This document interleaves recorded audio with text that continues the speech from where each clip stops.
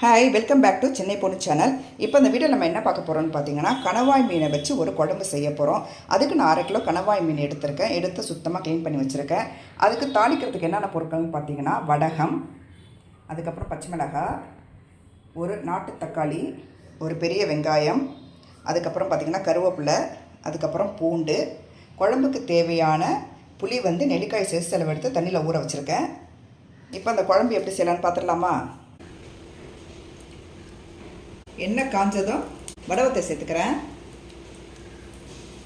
இப்போ பார்த்தீங்கன்னா வடகம் தாளிச்சாச்சு. அதுக்கு பெரிய வெங்காயத்தை சேர்த்துக்கலாம்.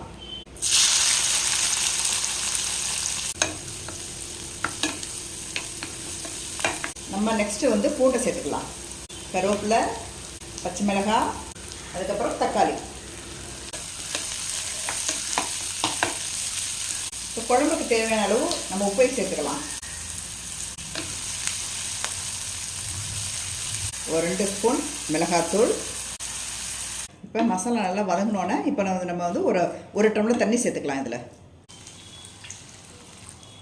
இப்போ இந்த கிரேவியில் நான் என்னென்ன சேர்த்துருக்கேன்னு பார்த்தீங்கன்னா, 2 ஸ்பூன் மிளகாத்தூள், 2 ஸ்பூன் மல்லித்தூள், ஒரு 1/2 ஸ்பூன் மஞ்சத்தூள் சேர்த்துருக்கேன்.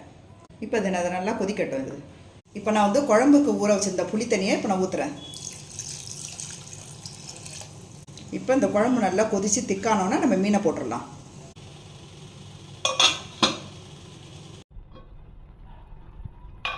இப்போ குழம்புக்கு நம்ம தேங்காய் ஊற்றிக்கலாம்.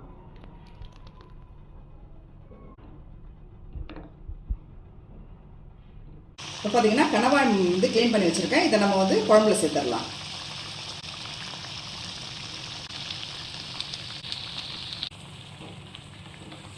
இப்போ குழம்பு ஒரு 10 நிமிஷம் கொதிச்சோன்னா நம்ம அடுப்பு ஆஃப் பண்ணிடலாம். இப்போ பார்த்தீங்கன்னா குழம்பு நல்லா கொதிச்சிருக்கு. இப்போ நம்ம அடுப்பு ஆஃப் பண்ணிடலாம். அதுக்கு முன்னாடி கொத்தமல்லி தழை தூவிடலாம்.